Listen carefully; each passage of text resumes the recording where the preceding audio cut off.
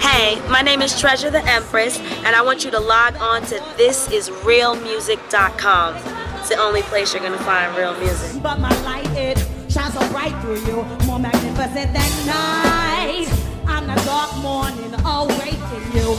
Don't make me bring the rain. I'll pour problems. We in Harlem. We on 7th Avenue at Shrine, across the street from IHOP, doing what we do. Thankfully, with thisisrealmusic.com. We're here to interview TreZure the Empress. So pretty much get right into a great show. Thank you. Good energy. Just tell us a little bit about yourself, you know, when you started singing, you know, where you're from, kind of like the background. Alright. Grew up on listening to. From the Bronx. I've always been singing, maybe since I was like 8. I was performing, I should say, since I was around 8 years old. And I've been singing jazz for the last couple of years. I went to Oberlin and studied ethnomusicology. And I just love diaspora music from all of the Caribbean, all of South America, all of Africa. Anything that black and brown people make, I wanted to study.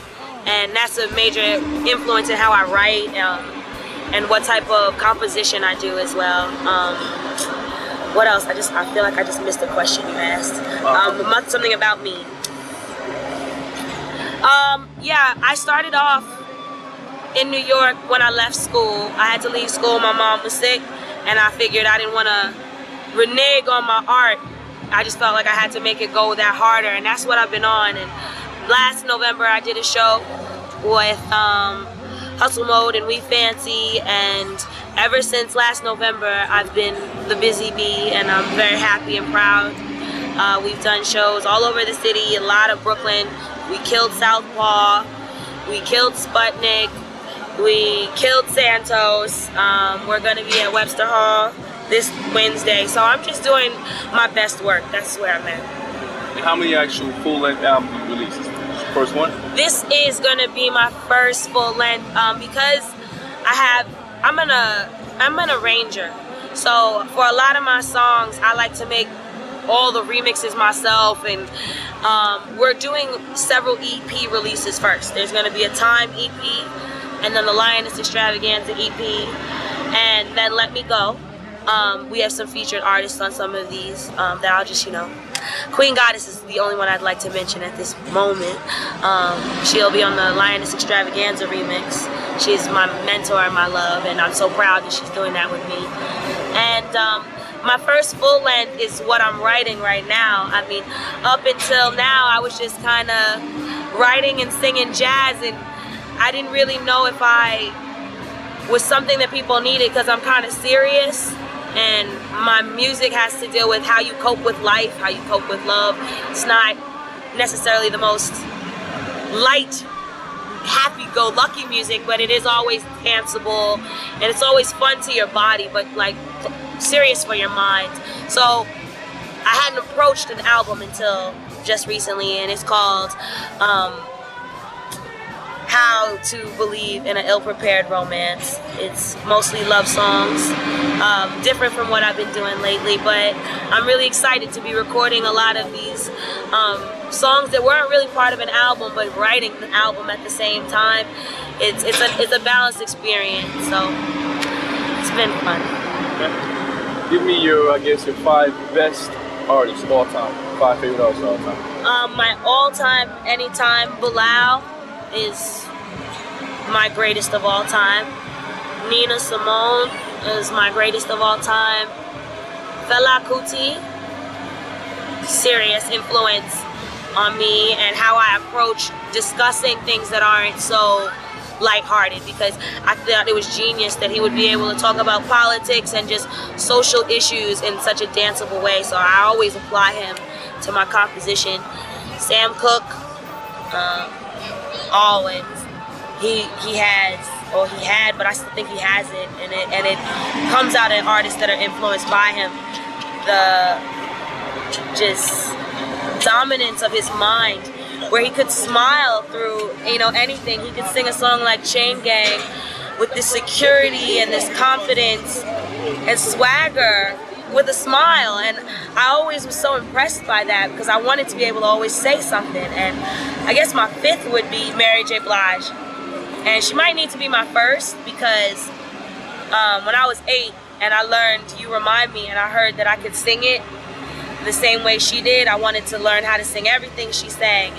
My mother used to yell at me, stop singing like Mary J. Blige, sing like yourself. I mean, it's funny now, but it used to get on my nerves. But she was the artist that made me realize I'm gonna sing. So those would be my top 5, and that's far from my only influences, but just my top. Top 5. When did you actually realize, I guess, that you wanted to be a singer? When was that moment? Was there like a specific moment in time where you kind of said, this is what I want to do? Was it something that happened over a period of time, or? I went to private schools all my life, so I spent a lot of my life thinking that it wasn't going to be the type of career that you wanted to tell people you were going to pursue.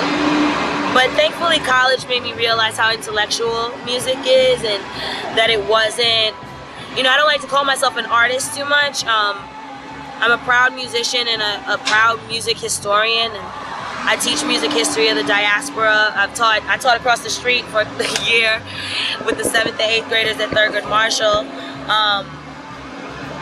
So I started really believing that I was going to pursue my career in college.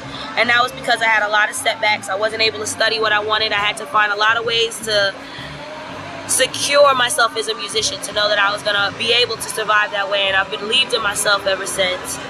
And I've been going at it ever since. But I've become the professional musician in the last 6 months. With the performance that we just saw, there's a lot of energy, a lot of passion. Something that you always, don't always see, I guess, in live performances with every artist, that you just seem to put a lot into. What actually, I guess, goes to your mind when you're actually singing the songs on stage? Where do you actually, I guess, find that emotion that appears to come through the actual music that you're performing? Well, a lot of the songs I write are songs for me to, get through the motions. So, a song like Time, I wrote so that I did not waste my time, so that I had my own personal mantra, and understanding that, nobody's waiting for you to succeed, and time is not waiting for you to succeed. You have to take your time and use your time and not waste it. I think that's what makes me passionate when I sing. Let Me Go. It has a lot to do with, my mom's illness, and just the kind of idea that you could easily be held back by one setback, and you have to remind yourself that there's like a whole world, there's no limits. This one thing might be slowing you down, it's not gonna stop you. And thankfully, even me performing is doing so much for my mom, just in a spiritual sense. My mom comes out to a lot of my shows.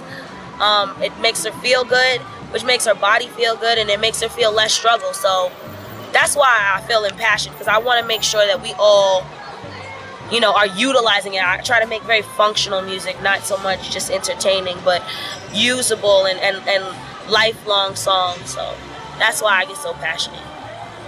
Where do you see yourself in the next 5 years? Well, what I would like is to be established enough in 5 years to take a lot of chances. I love Portuguese and Brazil, and I hope to perform and record in Portuguese in the future.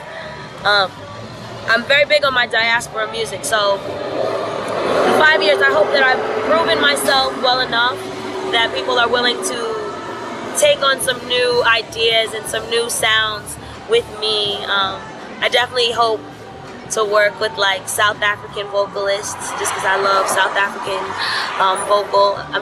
So God willing, I'll be able to go there and work with the children's choir, things like that. I have very specific dreams that I just work really hard every day to try to achieve in a good amount of time. So 5 years from now, I should be achieving some of those larger dreams.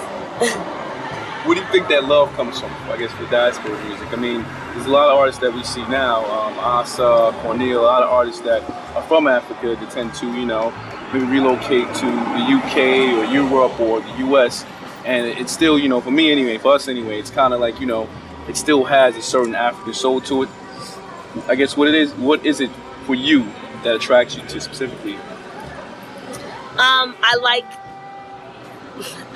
like Black intonation. I'm fascinated that you can hear Afro-Cuban vocal, a South African vocal, a Gambian vocal, a Brazilian vocal, and there's something in our tone that, like, nothing, no amount of seas, no amount of slavery, no amount of centuries has taken out of us, and that turns me out. I get just thrown off to hear the same voice in so many languages and so many different places. So that's why I hope to always stay a focused diaspora musician, that I utilize all these other sounds that aren't, so local to me and common to me, that I utilize them in my career, because it is we are all together, and it's been so much effort to make us think that Spanish people aren't black people, Caribbean people aren't like African Americans, Africans aren't like African American. I get so turned off by all that, because if you listen to a work song from West Africa, if you listen to a work song from the Bahamas, and if you listen to a work song from New Orleans, they all sound the same.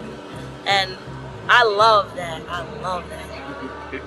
Yeah, no, I understand what you're saying. I connect the bond to it. I understand. I definitely stuck that soul in it.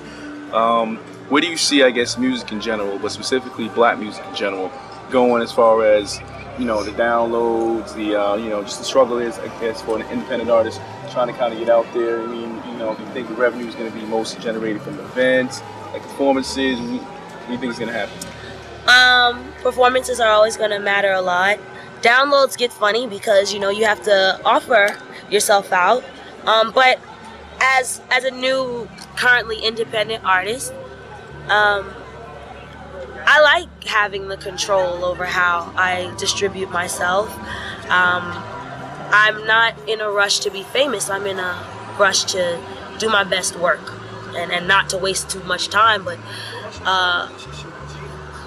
I think that independent artists are going to see in the next couple of years a lot more strength than they have in the past. It's not going to be the battle between the major and the indie artists that it's been, because there's so many indie artists that are going hard for themselves. I mean, not to toot my own horn, but I don't really have anything but my live CD out right now.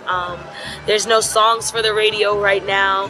I've basically just been marketing and promoting and performing and developing my band to the best of my ability.